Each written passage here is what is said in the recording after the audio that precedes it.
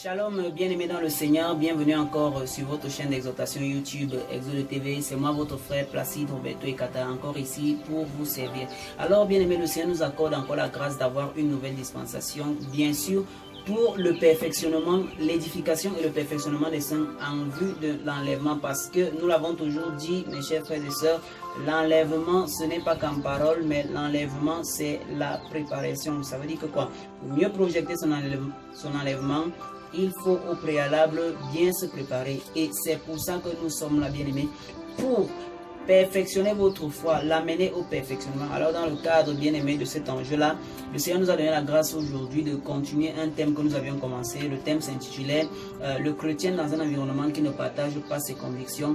6 choses que j'aurais aimé savoir au jour de ma conversion. J'ai commencé à parler des 3 premières choses, dont on a parlé 3 sur 6, les 3 premières choses que j'aurais aimé savoir au jour de ma conversion. Et comme vous le savez déjà, cela est extrait de certaines expériences que j'ai pu acquérir depuis que j'ai commencé cette marche avec le Seigneur. Ça fait déjà quand même pas mal d'années aujourd'hui, donc je pense que partager cela avec quelqu'un va aider une personne qui était dans cette situation-là, dans ces situations dans lesquelles j'étais, mais où je n'ai pas bien su agir. Donc c'est comme une communication de sagesse. Alors bien aimé, avant de commencer cette édification, nous allons la remettre entre les mains de l'Éternel, les amis, qui nous accorde encore bien sûr la grâce d'être ici. C'est pourquoi partout où tu es, je te prie bien aimé d'entrer dans une atmosphère de prière et nous allons recommander ces instants entre les mains de l'Éternel, car la Bible déclare: si l'Éternel le bâtit, celui qui bâtit est en train de bâtir en vain. Et nous n'avons pas envie de bâtir en vain. C'est pourquoi nous prions.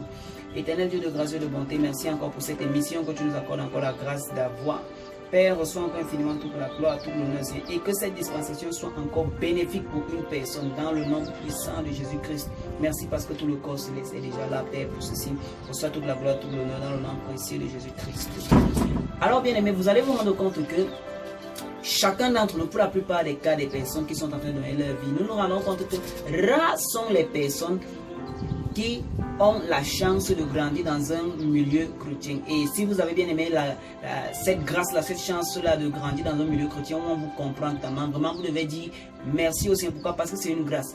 Tout le monde n'a pas cette grâce-là de grandir dans un milieu qui comprend ses convictions. Et la majorité des personnes bien aimées ont eu, je ne sais pas si on peut appeler ça cette malchance, ont ce malheur-là de grandir au milieu de personnes qui ne partagent pas leurs convictions. Ça peut être bien aimé un environnement familial. Peut-être tu es un enfant et tu es généralement le seul dans ta famille qui a cru au Seigneur. Le reste sont des païens, sont des personnes qui ne partagent pas tes convictions. Peut-être tu peux être une femme ou bien un mari, tu as cru et ta femme n'a pas cru et maintenant les rapports deviennent serrés, les rapports deviennent difficiles. Peut-être ça peut être une femme, tu as cru et ton mari n'a pas cru. Maintenant les rapports deviennent difficiles. Peut-être tu peux être dans un milieu professionnel où les gens ne partagent pas tes convictions. Bien aimé, il y a une manière dont on doit se comporter afin de garder notre foi. Pourquoi? Parce que l'esprit religieux a causé beaucoup de discorde, beaucoup de hic dans la vie des personnes qui sont mal comportées. Vous savez bien aimé, lorsque nous prenons le témoignage de personnes qui étaient animées d'un esprit religieux au milieu dans ces milieux-là qui ne partageaient pas leurs convictions, automatiquement c'était des fiascos. Et l'image que l'esprit religieux essaye de montrer aux gens, c'est que un chrétien ne peut pas vivre au milieu des païens. C'est pourquoi on voit bien aimer certaines religions, les religions endogènes, d'autres religions qui ne font pas partie du christianisme, prônent même qu'il faille tuer les personnes qui ne partagent pas les mêmes convictions. Je crois que vous avez déjà entendu parler de ça.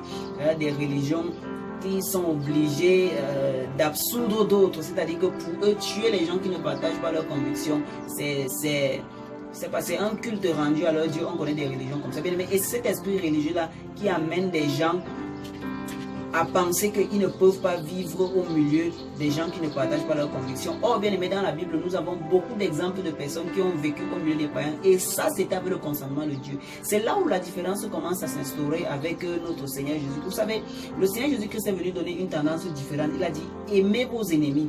Aimez vos ennemis, alors que la loi disait œil pour œil, dent pour dent.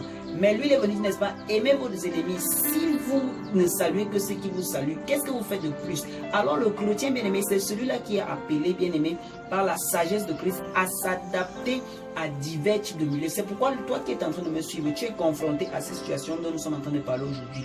Peut-être tu es un jeune converti, tes parents ne partagent pas tes convictions. Sache que tu n'es pas obligé de prendre le pas de la guerre. Peut-être tu es une femme. Ton mari ne partage pas tes convictions. Tu n'es pas obligé de te lever sur le pied de guerre. C'est un esprit religieux que tu dois automatiquement bannir. Et je disais tantôt, bien aimé, que nous avons vu des exemples de personnes dans la Bible qui ont vécu dans des milieux qui ne partageaient pas leurs convictions. Je prends à témoin Daniel, je prends à témoin Joseph.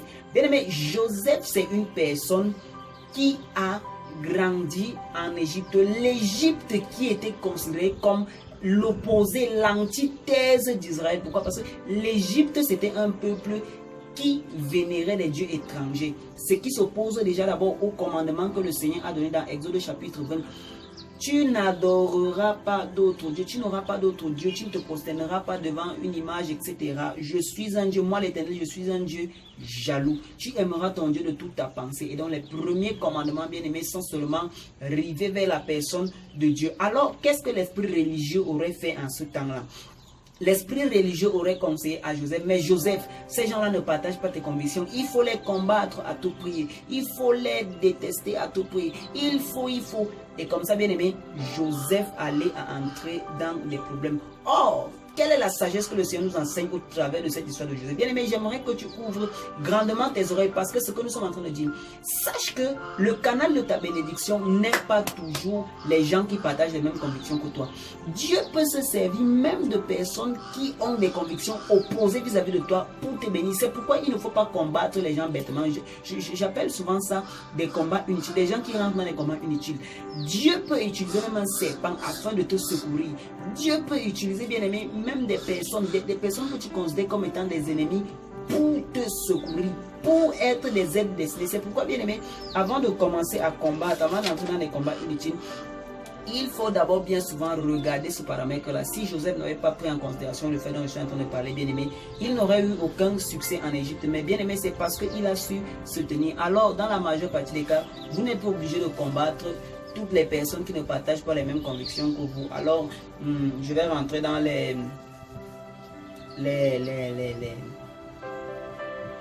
trois autres conditions que j'aurais aimé savoir. Alors, premier type de conviction, premier point sur lequel je vais m'attarder, c'est celui de savoir,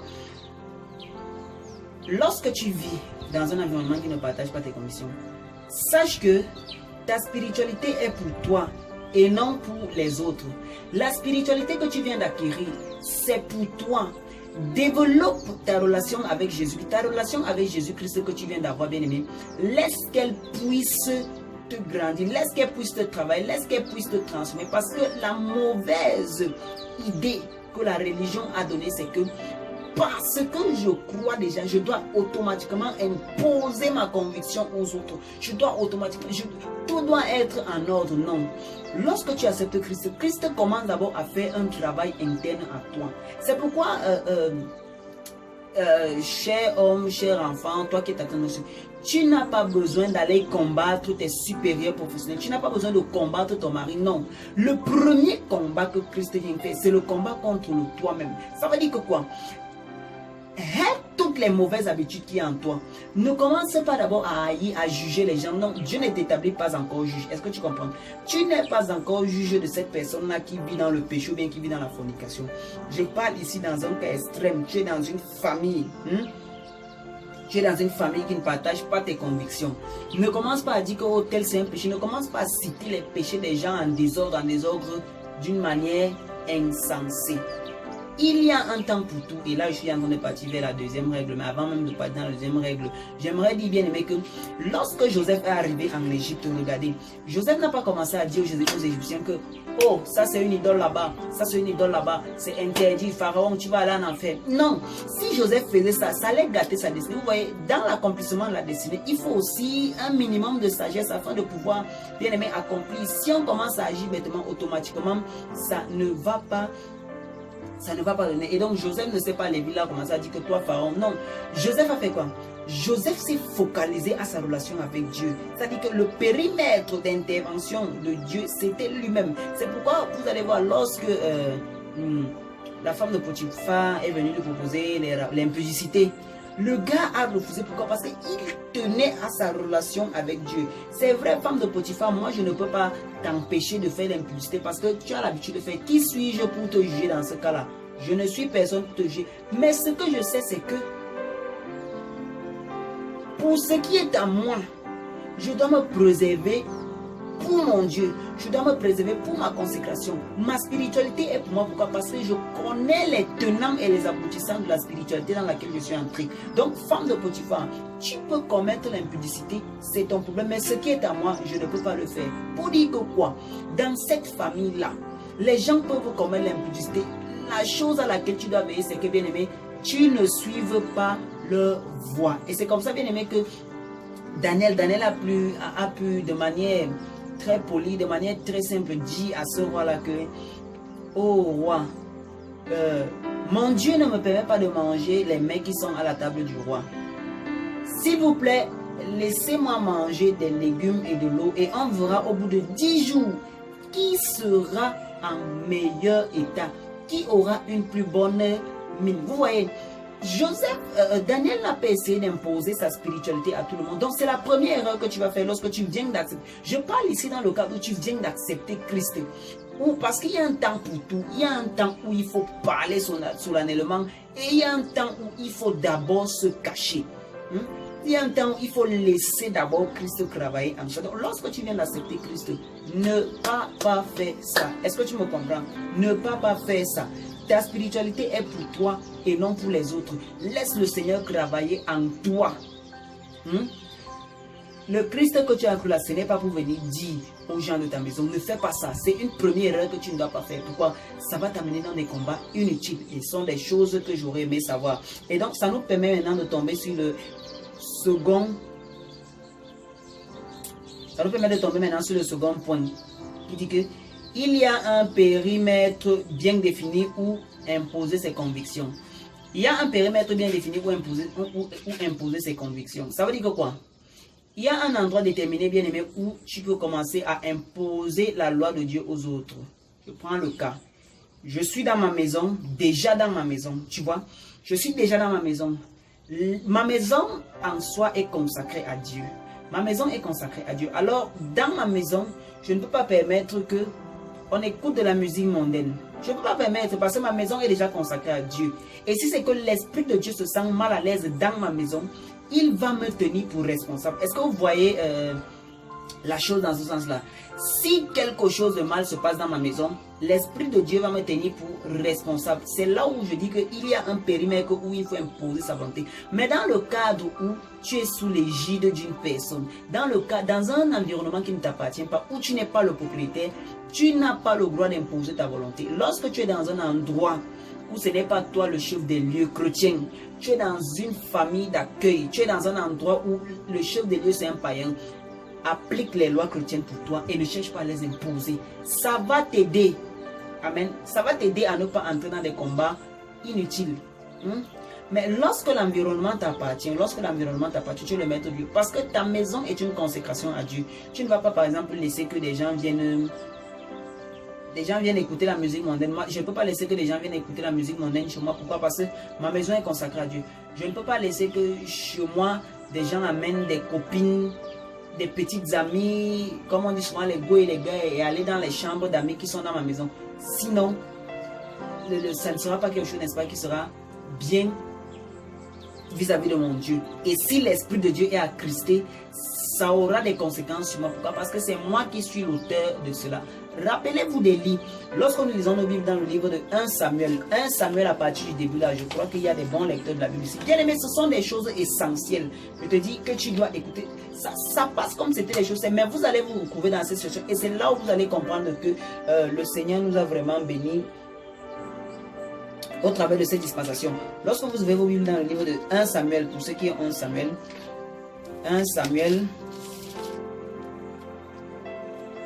ma Bible, 1 Samuel, voilà, je suis à 2 Samuel déjà.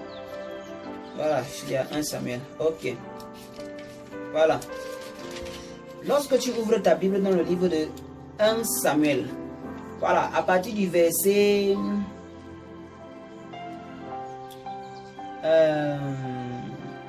à partir du chapitre 2 au verset 9, on voit ici que le Seigneur va donner un jugement à Élie.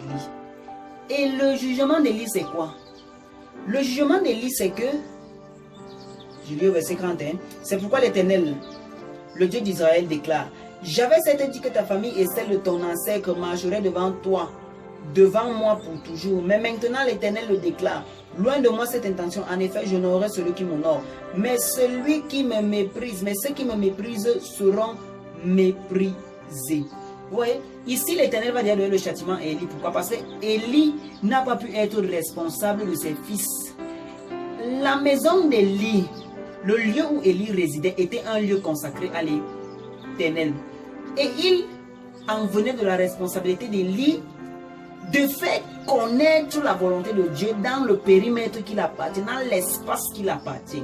Ça veut dire que toi qui es chef chrétien, parce que l'espace dans lequel tu es t'appartient, tu as le devoir de garder cet endroit consacré.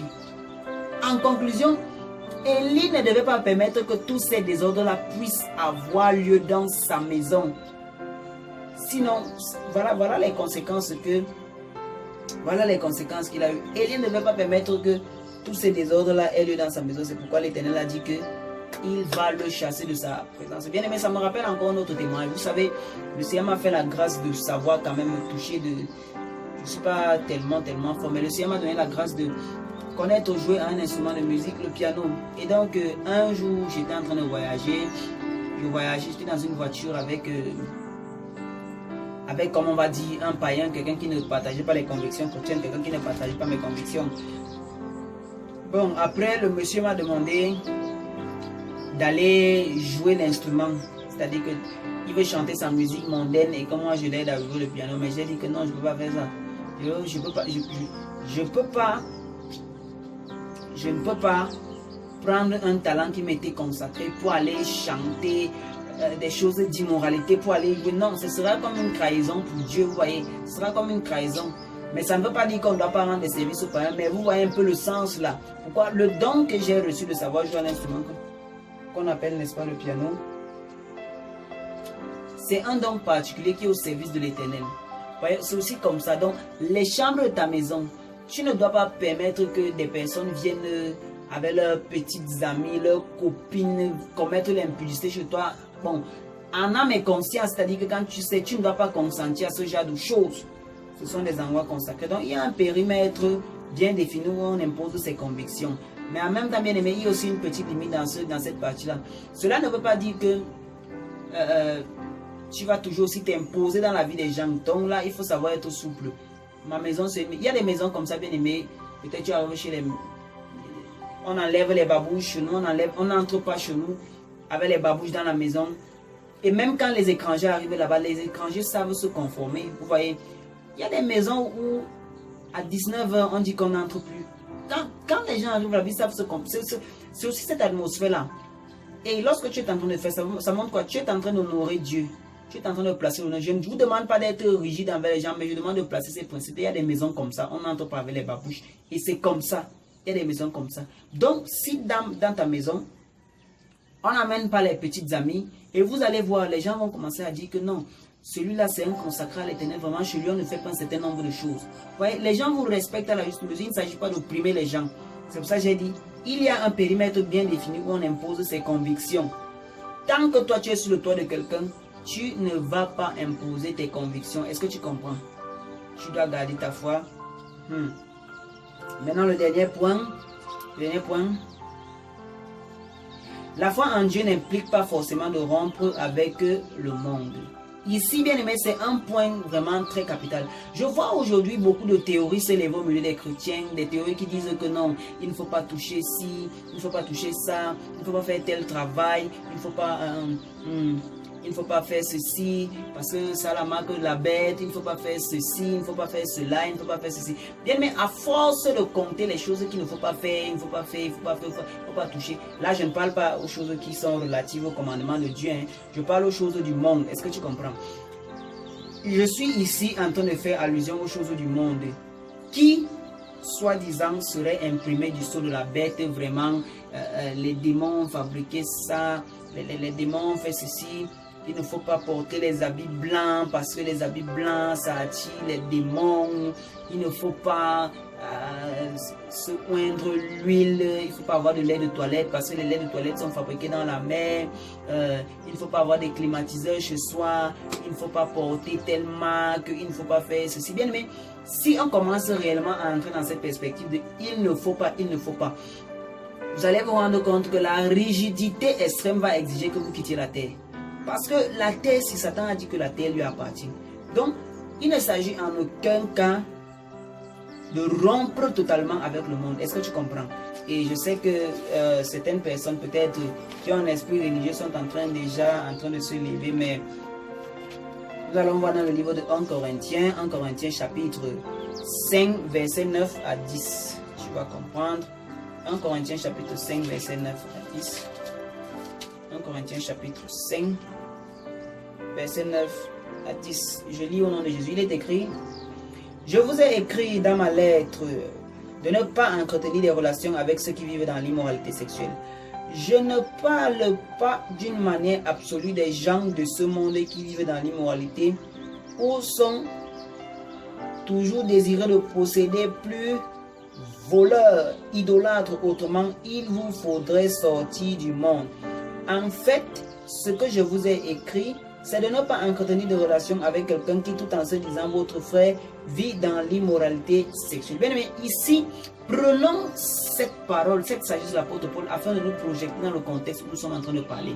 J'ai dit que la foi en Dieu n'implique pas forcément de rompre avec le monde. Et j'étais en train de parler de ces personnes-là, bien aimées, qui ont toujours une tendance, non, ils ne croient pas en Dieu, vraiment, il ne faut pas marcher avec lui. Non, vraiment, ils ne partagent pas mes convictions. Vraiment, il ne partage pas mes convictions, je ne dois pas le saluer. Il ne fait pas ceci, non, il ne doit pas rester dans le même milieu que moi. Commencer à distinguer les personnes, etc. etc. L'apôtre Paul demande que... L'apôtre Paul, lorsqu'il exhorte les Corinthiens, dit que lorsqu'il les a demandé de ne pas avoir les rapports avec les gens qui vivent dans l'impudicité, les gens qui vivent dans le mal, les gens qui vivent, etc., ce n'était pas de manière rigide. Sinon, il les faudrait sortir du monde. Vous voyez? Ça veut dire que quoi? Il n'est pas question ici de devenir ennemi avec tout le monde parce qu'on a cru. Hein? Le païen que tu as vu là, qui était païen, n'est pas forcément ton ennemi parce que tu as cru. Le service social que tu le rendais ou bien qu'il te rendait, tu ne vas pas le rompre parce qu'il est païen.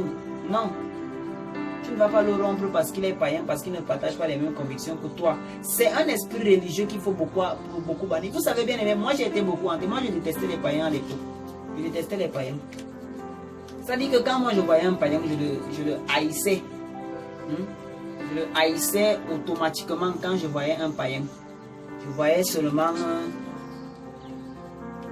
une abomination. Et c'est comme ça que beaucoup de personnes bien aimées fonctionnent avec ce système-là. Il n'est pas question de tester les païens. Il n'est pas question de tester les païens, non. Non. Il ne faut pas les détester. La foi en Dieu n'implique pas forcément de rompre avec le monde. Et c'est comme ça, bien aimé, je vous dis, l'affaire de Christ que nous sommes en train de faire, c'est une affaire qui est terrible. J'ai vu des gens prendre des décisions vraiment que je peux appeler que le Seigneur nous fasse grâce.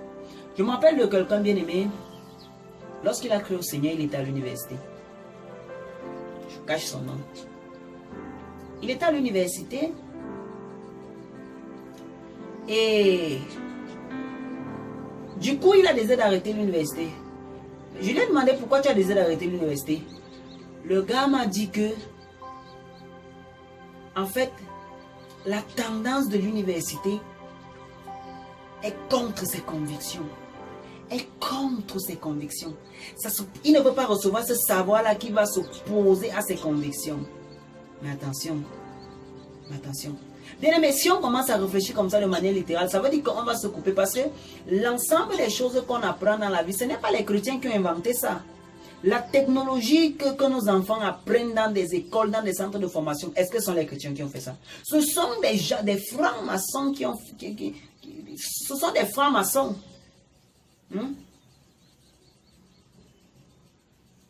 Ce sont des francs-maçons.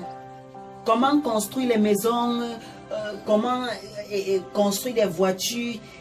La majorité des savoirs que nous utilisons dans la vie séculière, ce sont des francs-maçons et des occultes. Est-ce que pour autant, on va diaboliser peut-être l'école? Est-ce qu'on va refuser? Non. C'est là où il faut peser le poids. Il faut peser le poids.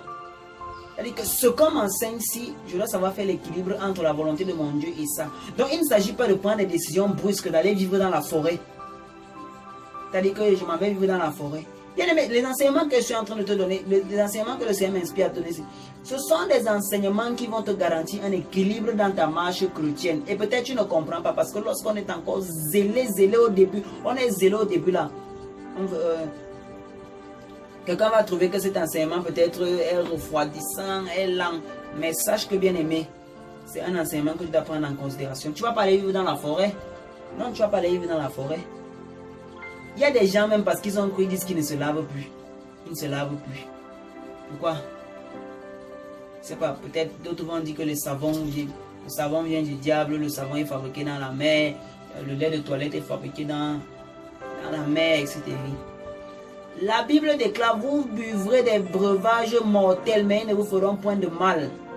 Lorsque une chose du monde n'attaque pas directement la loi de Dieu qui est scripturaire, même si c'est le diable qui a fabriqué ça, Dieu va te protéger.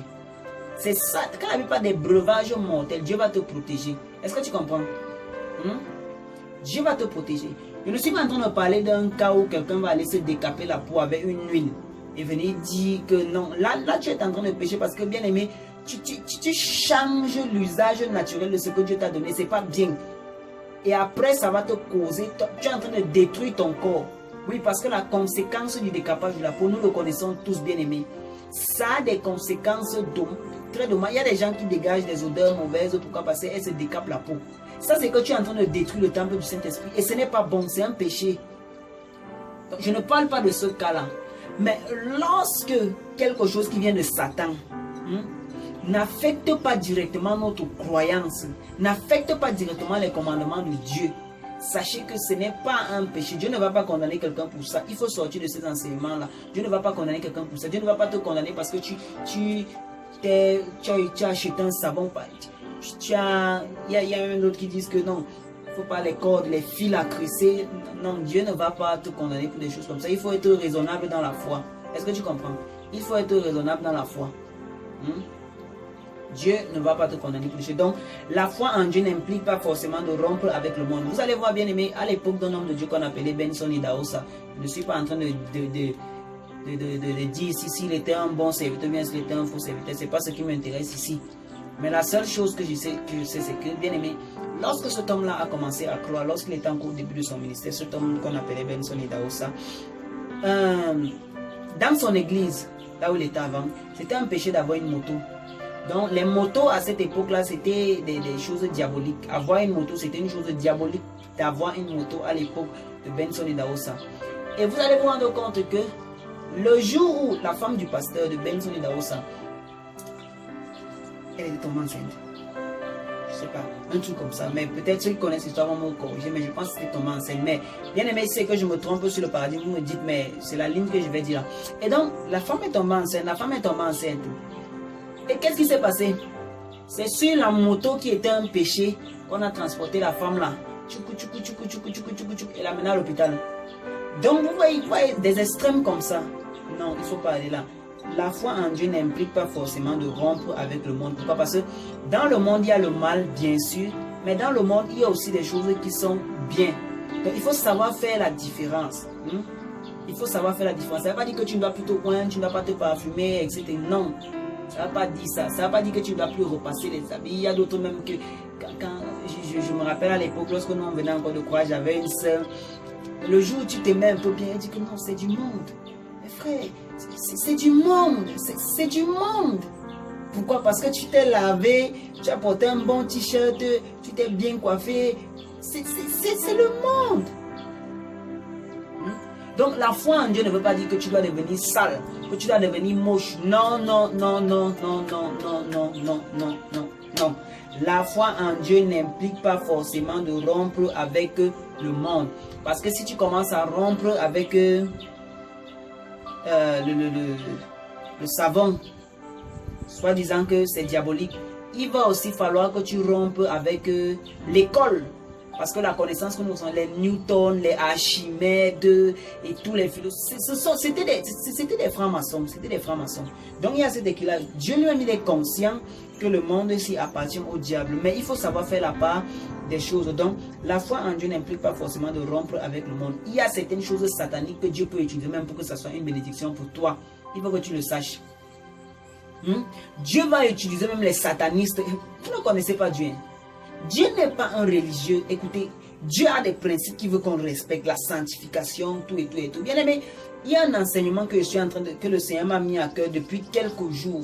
Et l'enseignement là va s'intituler les 3 dimensions de la connaissance de Dieu qu'il faut pour devenir un chrétien équilibré. Les 3 aspects de la connaissance de Dieu pour devenir un chrétien équilibré. C'est un enseignement. Le Saint-Esprit a beaucoup pris le temps à me parler. C'est vrai, je n'avais plus fait beaucoup de vidéos. Mais ça sera un enseignement où nous allons comprendre. Dieu, regardez la Bible. Regardez bien la Bible. Regardez la Bible. Est-ce que vous allez me dire qui étaient des religieux? Jésus-Christ n'était pas un religieux. David n'était pas un religieux. Ce n'était pas des religieux. Je n'encourage pas le péché. Ne comprenez pas mal ma vidéo. Mais je parle du fait que la foi en Dieu n'implique pas forcément de rompre avec le monde. Tu es devenu chrétien. C'est vrai, il y a certaines mauvaises compagnies avec lesquelles tu vas rompre, mais il y a des agents du diable avec lesquels tu vas devoir fonctionner. Oui, c'est comme ça dans le plan de Dieu. Tu vas fonctionner avec les agents du diable dans ton service. Tu ne vas pas pour autant les quitter parce que tu es devenu, oh non, mon entreprise est remplie de francs-maçons. Moi, je suis un chrétien. Alors la décision, je quitte l'entreprise. Pourquoi tu fais ça? Non, non, non, non, non, non, non, non, non, non, non, non, non. Dieu peut te connecter à des francs-maçons pour sa gloire. Sachez que la terre n'appartient pas à Satan. La terre n'appartient pas à Satan. La terre appartient à Dieu. La terre appartient à Dieu, toi qui me suis. Donc, je lis encore ce verset. Je vous ai écrit dans ma lettre de ne pas entretenir de relations avec ceux qui vivent dans l'immoralité sexuelle. Je ne parlais pas d'une manière absolue des gens de ce monde qui vivent dans l'immoralité ou sont toujours désireux de posséder, plus voleurs, toujours dans le monde. Il dit, plus voleurs, idolâtres, autrement dit, il vous faudrait sortir du monde. Donc, la foi, ce n'est pas sortir du monde.